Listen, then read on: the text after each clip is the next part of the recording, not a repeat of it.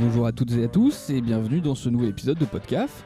Je suis accompagné de Mathéo, vous avez déjà entendu saison 1, saison 2 dans le podcast, salut. Salut. Ça va ? Bah écoute, ça va et toi ? Bah écoute, oui, ça va, super. Et on a une nouvelle voix, Vincent, du coup un ami de Mathéo. Salut Vincent. Salut. On se retrouve aujourd'hui pour parler d'espace. J'avais pour idée de faire un peu, de me poser la question de qu'est-ce qu'on a découvert en allant là-haut. Mais bon, globalement, c'est pour parler d'espace. Donc on verra où ça mène, mais voilà. Et comme d'habitude, en début d'épisode, il y a les petites recos. Alors on n'a pas trop vu le truc, j'ai pas d'idée, mais voilà. On fait des recommandations culturelles en début d'épisode. J'explique pour l'instant. Du coup, voilà, si jamais il y a des trucs que tu as découverts récemment ou pas, que tu as envie de partager, voilà, ça peut être tout et n'importe quoi, musique, film, tout ce qui apporte à la culture, voilà. Donc, Mathéo, t'as eu déjà un truc toi ou pas ? Ouais. Comme ça te laisse le temps de réfléchir si jamais. Ouais, c'est super. Allez, vas-y Mathéo. Moi c'est un petit jeu indé dont j'ai pour l'instant seulement entendu parler, j'ai pas eu l'occasion d'y jouer parce que je l'ai découvert vraiment en fin de semaine là. Ok. Qui s'appelle Megabonk et c'est un roguelike bullet heaven, donc où il se passe des trucs tout le temps avec des grosses vagues d'ennemis. C'est un jeu qui a pas vraiment de fin, où il faut juste essayer d'aller le plus loin possible. Et c'est vu de 3/4 de haut ? Enfin, c'est en mode un peu gestion ou c'est... C'est une caméra mobile, mais ouais, c'est 3/4 de haut, comme tu dis. Okay, je l'aurais pas mieux défini, quoi. Ouais. C'est développé par un mec tout seul qui a beaucoup d'humour. Dans les configs recommandés sur Steam, c'est marqué processeur potato. Ok. Entre autres. Voilà, ça va, mon PC peut le faire tourner du coup. Pas grand chose de plus à en dire, si ce n'est que, effectivement, c'est assez opti, même pour les petites configs. Donc, cool. A priori, tout le monde peut essayer. Il coûte 8€ et quelques. Ok. Voilà. Donc petit jeu cool. Ok, ça marche. Pas assez addictif apparemment. Ouais. Des dires de ceux qui y ont joué. Ok. Ça marche. Vincent, du coup, t'as quelque chose ? Pas trop d'idées. Du coup, je vais parler de ma dernière lecture. Ouais, carrément. Je me dis. Cette semaine, j'ai lu Manuel d'Épictète, qui est un bouquin philosophique sur le stoïcisme. Que je trouve super intéressant, en tout cas dans le monde actuel, donc, qui va beaucoup mettre en valeur en gros l'objectif que la vertu est plus important que la responsabilité. Ok. C'est-à-dire que, en gros, pour résumer, que l'intention est plus importante que le résultat de ce qu'on veut obtenir. Et je trouve que c'est une ligne de conduite qui peut être assez intéressante dans un monde où plein de fois on se trouve un peu paumé par rapport à l'impact qu'on peut avoir. Ouais. Voilà. D'accord. En fait, il développe l'expression c'est l'intention qui compte. En quelque sorte. En quelque sorte, on peut arriver sur quelque chose comme ça, ouais. Ça marche. Ok. J'ai pas été un bon élève en philo au lycée, mais stoïcisme, ça me parle déjà. Ça fait partie de mon vocabulaire à peu près. Mais ok, d'accord, cool. Du coup, on va pouvoir attaquer sur le sujet. Non, j'ai ma reco, moi. Putain, qu'est-ce que j'ai de dernièrement cool ? Si, j'ai été à un concert à Limoges, à Noël. Y a un groupe, alors c'est pas une découverte parce que le groupe est normalement assez connu.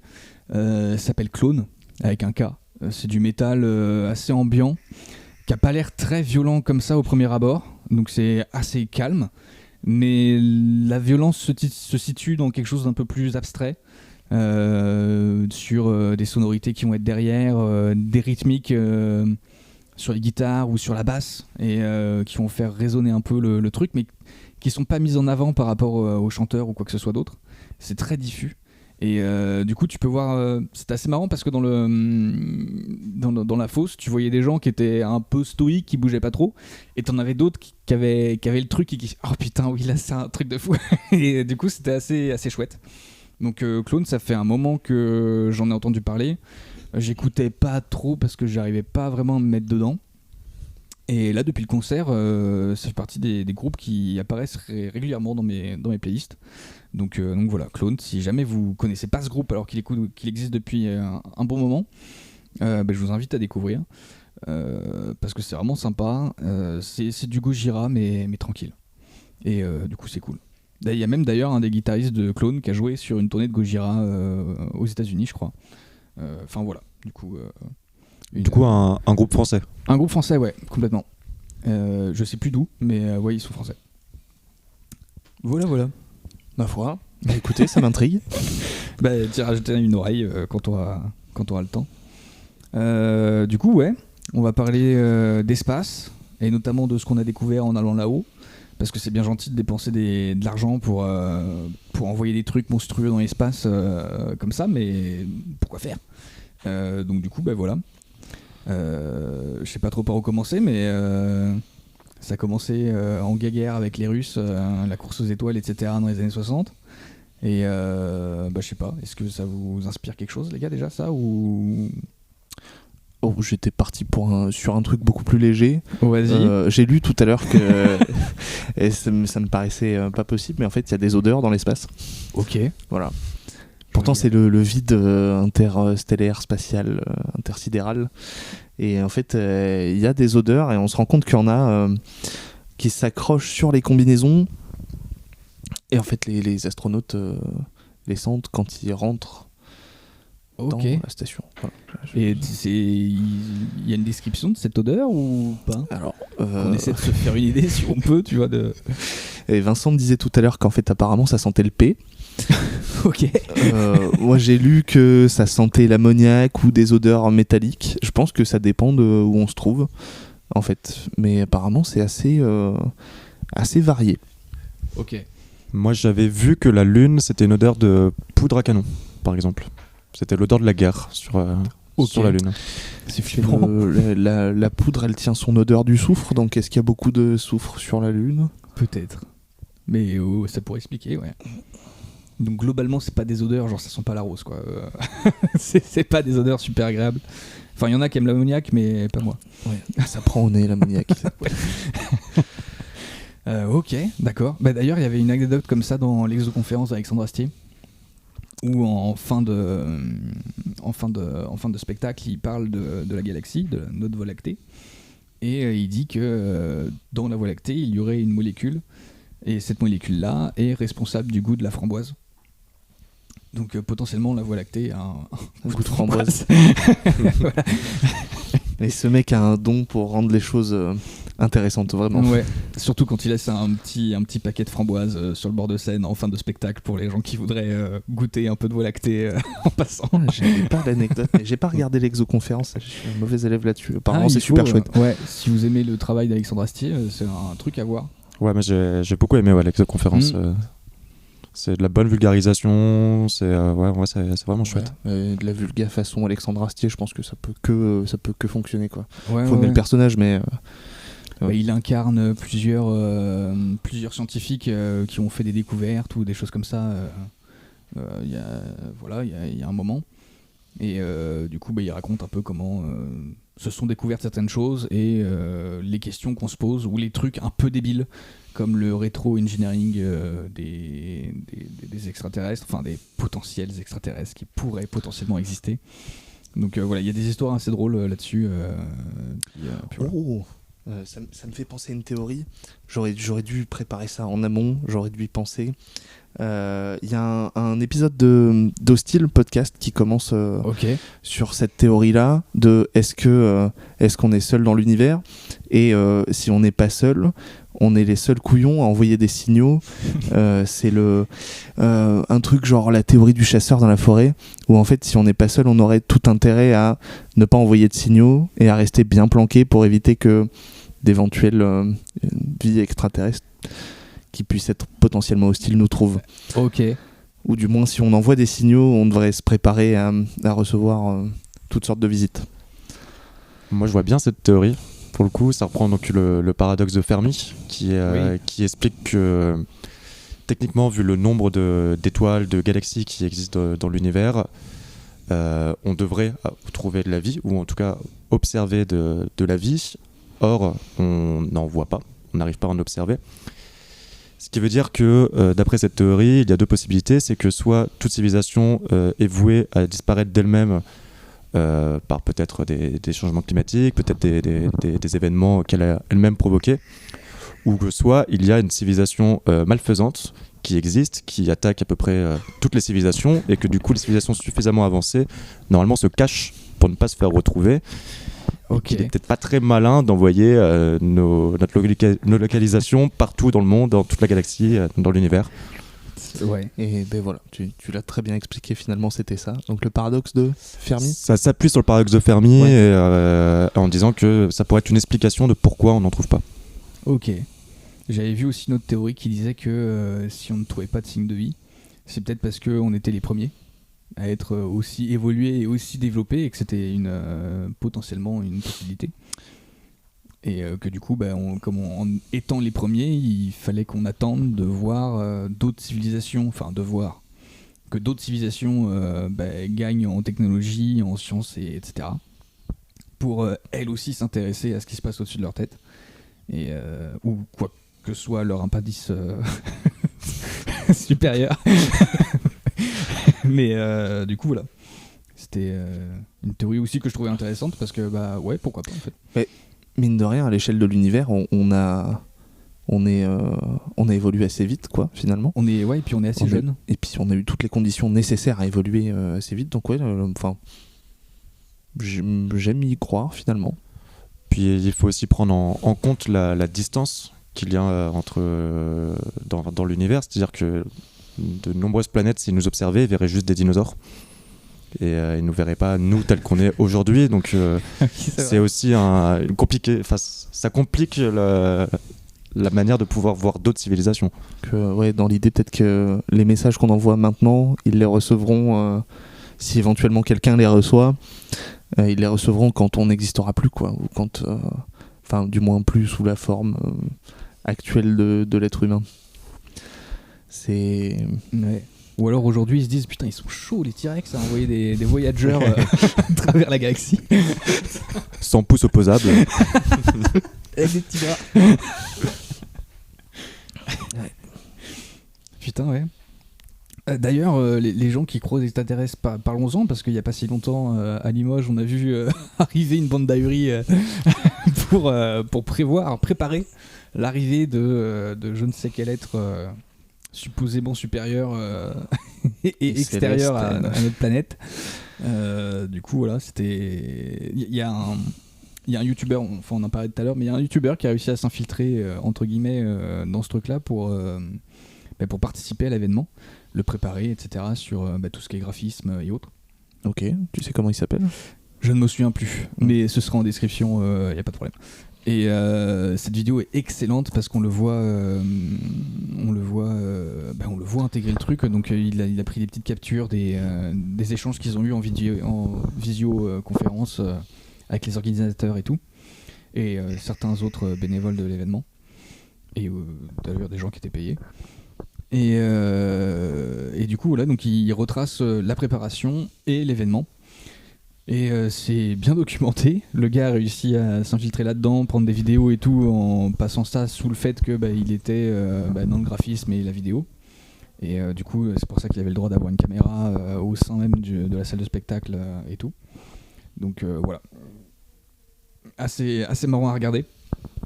Et d'ailleurs, il nous explique que dans cette conférence-là, il y a certains ahuris qu'on a vus dans d'autres vidéos YouTube, notamment celle d'AstronoGeek, où il parle de Crop Circle. Il a fait une série de 3 vidéos, où dans la première, il explique comment ils vont faire le Crop Circle, comment ça s'est passé, etc., les dessins qu'ils ont faits, combien de temps ils ont mis à le faire dans la nuit. Tout ça, c'est documenté avec d'autres YouTubeurs aussi qui ont participé au projet. Donc ils ont pris un champ d'un agriculteur qui était ok, ils ont payé en gros pour avoir la parcelle et pas que ça dérange l'agriculteur dans son travail ou dans ses revenus.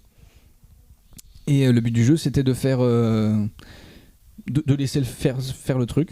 Donc très vite, la presse s'est emparée du sujet. Il y a un crop circle à tel endroit en France et tout.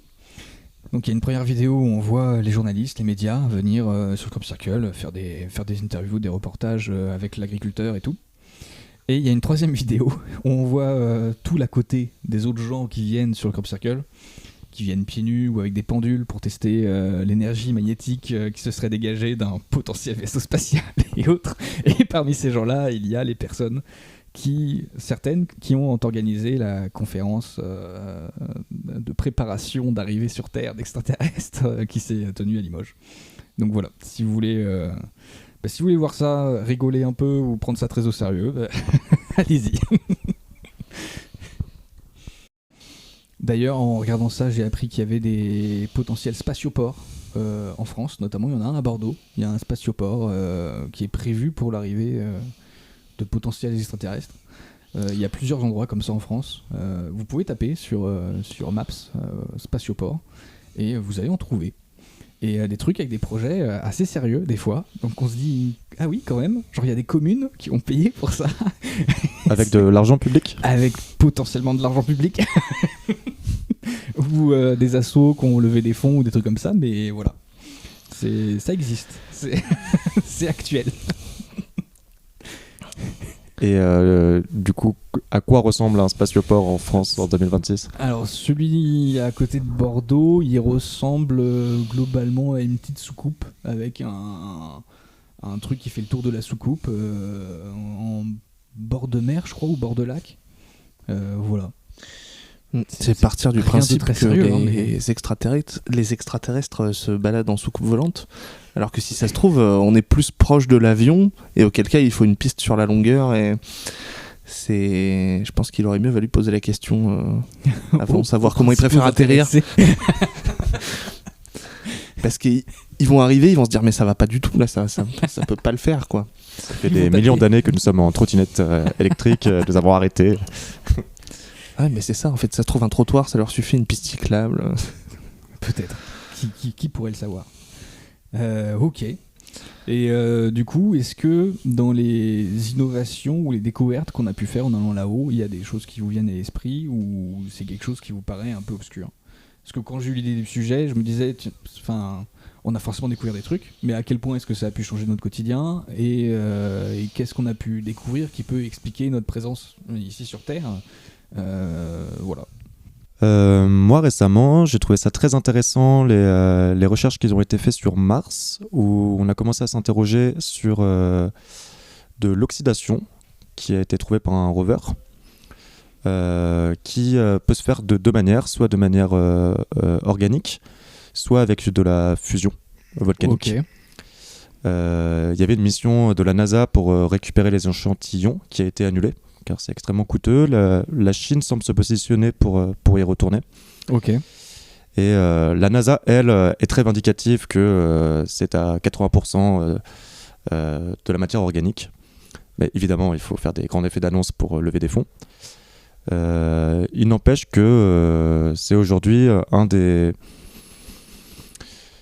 indices les plus intéressants qu'on a pu retrouver sur Mars sur une potentialité, trace de vie, okay. Qu'elle soit réelle ou pas. En tout cas, je trouve ça intéressant.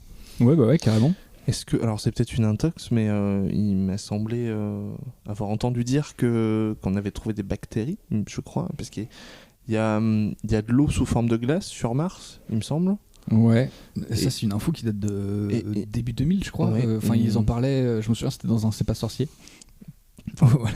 J'ai entendu dire qu'on avait trouvé des bactéries, donc une forme de vie primitive, mais je pense que ce dont tu parles, c'est ce dont je parle, et qu'en fait c'est pas des bactéries, mais ça serait des traces qu'il y a des bactéries qui ont laissé cette oxydation. Hypothétiquement, il peut y avoir. En fait, ce qui fait qu'il y a pas mal de doutes là-dessus, c'est que l'autre manière, ça serait avec de l'activité volcanique. Seulement, on ne pense pas qu'il y ait d'activité volcanique à cet endroit-là.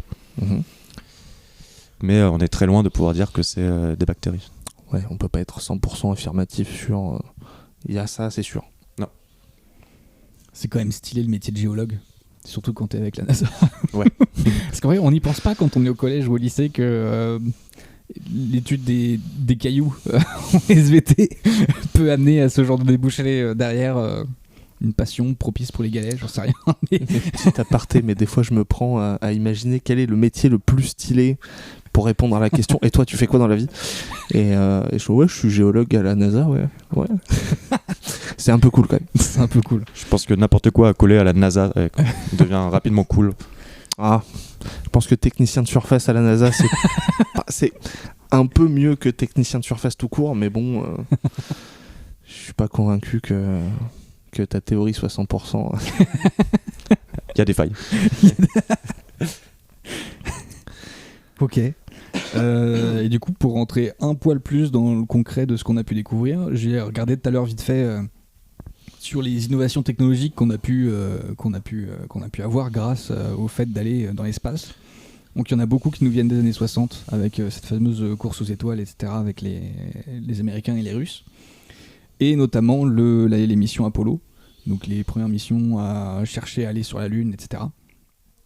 Donc celle qui a emmené Neil Armstrong sur la Lune, justement. D'ailleurs, y est-il vraiment allé ou pas? Non, j'ai pas envie de laisser. J'ai pas envie de lancer ce débat-là. Et du coup, il y a justement Neil Armstrong avait un casque sur la tête quand il a parlé et qu'il a dit sa fameuse phrase dont je me souviens déjà plus. Et ce casque-là, c'était les premiers casques sans fil qu'on avait, j'allais dire sur Terre, mais du coup ils sont allés dans l'espace, mais voilà. Et aujourd'hui, ça donne tous les petits AirPods et autres qu'on peut avoir dans nos oreilles en ce moment. C'était la même technologie. C'était pas tout à fait la même techno, mais c'était les ébauches des technologies, parce qu'aujourd'hui on a pu miniaturiser tout ce qui a été fait à l'époque, mais globalement c'était les on a pu commencer à se dire un jour on écoutera de la musique reliée à rien du tout. Mais maintenant ça nous paraît tellement normal, mais à l'époque ça fait... le Bluetooth, c'est juste logique maintenant. Donc ça fait partie des trucs. Il y a aussi les capteurs CMOS, donc dans les appareils photo, et notamment nos téléphones aujourd'hui. Ça pareil, ça a été développé par la NASA pour réduire le poids des caméras, pour pouvoir faire de la prise de vue extravéhiculaire, etc. C'est la NASA, ça ? Apparemment ce serait la NASA, je crois avec Sony. Il y avait un truc avec Sony. Ok, je spécule, mais pour moi, la marque d'appareil photo Leica, ça vient de la mission russe avec la chienne Leica qui a été envoyée. Pour moi, ça avait un lien avec ça, mais peut-être que je me trompe. Peut-être que c'était un autre type de capteur ou. Et puis je crois que Leica au tout début c'était des objectifs surtout. Enfin, je sais pas, à vérifier pour le coup. Okay. On va pas s'avancer trop là-dessus, mais. En tout cas, voilà, le CMOS, ça vient de ça. Donc aujourd'hui, on en a partout et ça nous semble normal de sortir un téléphone aussi plat qu'un téléphone pour prendre des images en instantané comme ça dans nos poches, ou même les GoPro. GoPro qui était hyper à la mode à une époque avec tous les sports extrêmes et tout ça. On en a parlé dans un épisode d'ailleurs. Voilà, tout ça c'est grâce à l'espace. Le simple fait de mettre un GPS, quoi. C'était avant d'envoyer quoi que ce soit dans l'espace, c'était impensable de pouvoir être localisé aussi précisément. Et maintenant on est tous reliés au moins 2 satellites dans notre poche, quoi. C'est vrai que c'est un peu fou dit comme ça. T'es pas relié à deux satellites, toi? Ouais, mais toi aussi apparemment. Putain, stylé. Ok. Et il y a évidemment de la techno qui a été faite pour la santé, la médecine, le médical, dont les IRM et la radiologie. C'était à la base pensé pour améliorer les images de la Lune par ordinateur. Donc les prises de vue n'étaient pas forcément parfaites, mais du coup ils ont trouvé un moyen avec des filtres ou je sais pas quoi pour pouvoir avoir des images de meilleure qualité de la Lune. Et donc aujourd'hui on a ça pour nous soigner. Donc merci à eux. Mais voilà. Parmi les quelques trucs que j'ai pu voir, il y en a plein d'autres. Il y a les semelles anti-choc. Ça aussi ça a été créé notamment pour poser le pied sur la Lune. Parce qu'ils ne savaient pas trop à quoi s'attendre en allant là-bas, donc ils ont prévu ce qu'il fallait. Ils auraient pu être capables de déduire qu'il y avait moins de gravité, mais... Je crois qu'ils savaient déjà qu'il y avait moins de gravité et qu'il y avait une bonne couche de poussière sur la Lune et que du coup potentiellement c'était pas trop nécessaire, mais voilà. Après la poussière lunaire c'est du régolithe et c'était aussi quelque chose d'assez compliqué parce que c'est un peu comme du verre, c'est extrêmement tranchant. Et du coup, il faut des chaussures. Je crois qu'ils avaient des sortes de crampons qui pouvaient s'enlever et se remettre sur les chaussures, justement. Ok. Et au départ, on savait pas à quel point, justement, ça pouvait être tranchant, cette poussière lunaire. D'accord. Je serais curieux d'en voir en vrai. Il y a forcément des échantillons qui traînent quelque part. D'ailleurs, il y avait, j'ai vu ça sur YouTube aussi, quelqu'un qui a pu aller à la NASA et voir les sous-métiers entre guillemets, pas parce que c'est des sous-métiers, mais c'est des métiers qu'on voit le moins, qui sont le moins médiatisés. et notamment des géologues qui ont accès à des archives de trucs qui viennent d'ailleurs que sur Terre. Donc ils ont des roches qui sont incroyables par leur origine. Donc voilà. Et c'est très très très très sécurisé comme endroit. Parce qu'il y a évidemment tout un marché du caillou sur Terre, avec certaines pièces qui coûtent très très cher.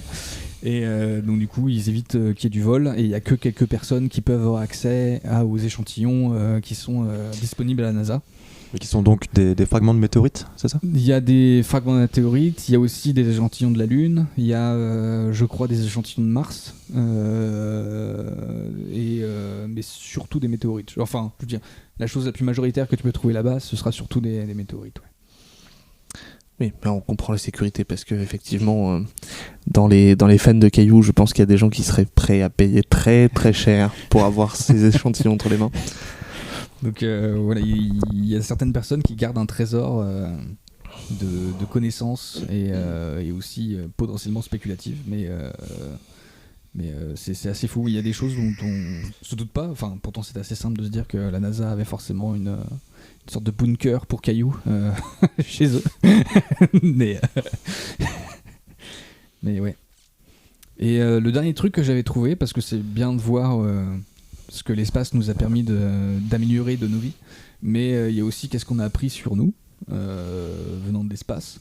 Et il y a ce petit satellite Hubble dont on a beaucoup parlé pendant quelques années et qui est parti à la retraite, peut-être pas encore, mais c'est prévu, avec la relève du James Webb qu'on a envoyé il y a 1 an ou 2 ans, je crois. Et Hubble avait pris des belles images de la nébuleuse d'Orion. Et dans ces jolies petites images, ils ont découvert qu'il y avait des poussières et du gaz, donc des disques de poussière et de gaz. Les planètes se formeraient à partir de cette espèce d'amas de poussière et de gaz au sein de la nébuleuse même. Donc voilà, on sait que telle composition peut amener à créer une planète. C'est fou. C'est incroyable. Et il y a plein de sites qui répertorient les images de Hubble qui sont déjà incroyables en termes de qualité, de couleurs et tout. Donc je vous invite à aller voir ça parce que c'est joli déjà. Et puis c'est grâce à ça que certains scientifiques ont pu faire des découvertes énormes sur l'espace. Et de plus récemment, je crois que la NASA a mis en ligne régulièrement des images de James Webb qui sont encore plus folles niveau qualité. Et de choses qu'on n'avait encore pas vues ou pas bien vues avec Hubble. Donc voilà, il y a comme une remagnificence de certains clichés qui ont été pris par Hubble et qui là du coup ont été faits par James Webb. Donc c'était plutôt cool à regarder ça. Et je rebondis dessus parce que justement James Webb c'est hyper intéressant. Cette année il a observé ce qu'on vulgarise un peu des usines à planètes. Donc c'est-à-dire justement ce genre de nébuleuses qui vont créer des planètes, des étoiles. Et c'est une sacrée avancée en tout cas dans la compréhension de comment se produisent les planètes, car en gros il a réussi à observer des planètes qui sont beaucoup trop vieilles pour avoir pu, d'après nos connaissances, se créer après le Big Bang. Ce qui remet complètement en fait en cause notre conception de comment se créent des galaxies, des planètes. Elles sont beaucoup trop âgées pour pouvoir avoir une structure aussi complexe.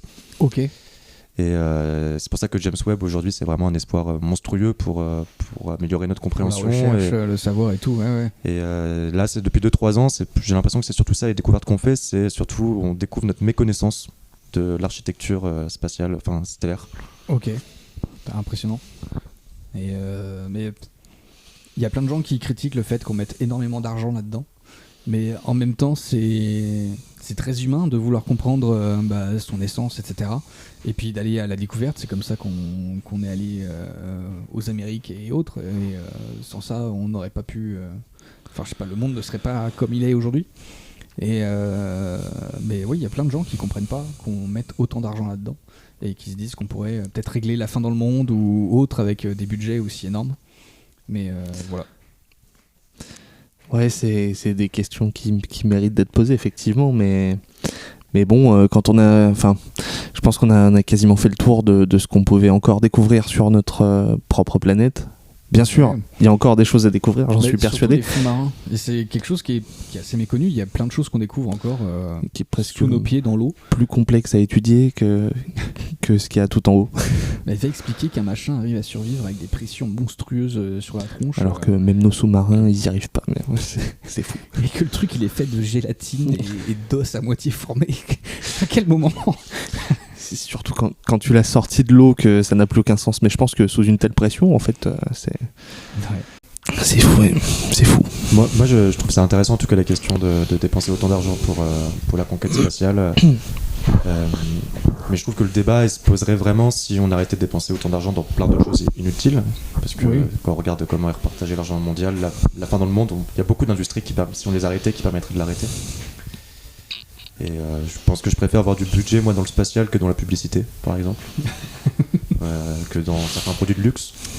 Même si c'est clair que les budgets de la NASA, c'est incompréhensible. Hein, quand on regarde les sommes, c'est vraiment gigantesque. Et en même temps, c'est ce qui permet l'innovation, comme tu disais, de plein d'autres technologies, comme les IRM, comme des choses qui ont vraiment servi l'humanité au bout d'un moment. Bah oui, complètement. Et puis, ayant fait des études en sciences et étant aujourd'hui dans la science, dans un lycée, donc c'est pas de la science, c'est pas de la recherche quoi, mais c'est quelque chose qu'on voit beaucoup avec des professeurs qui essaient les enseignants-chercheurs en fac et autres, qui cherchent des trucs qui ont pas forcément beaucoup de sens. Alors j'ai plus d'exemples à vous donner, mais je me souviens que au fur et à mesure des discussions qu'on avait avec certains professeurs, il y en avait un, il cherchait des trucs, mais vraiment on s'en branle quoi. Enfin, on comprenait pas l'intérêt d'aller chercher ces trucs là. Et je suis désolé, j'ai pas l'exemple, mais ouais, pareil, il y a peut-être plus de cerveau à mettre sur certains sujets que d'autres.